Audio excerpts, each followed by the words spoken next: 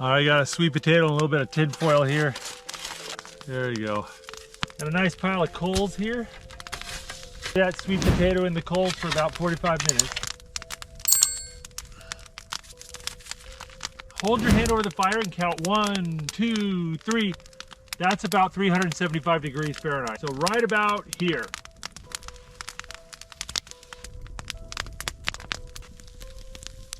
I like a little bread with my steak, so I brought along some bread dough.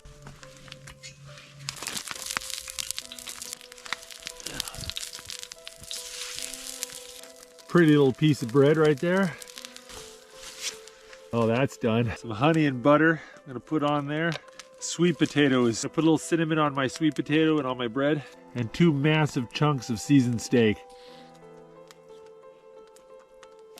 Oh, that was good.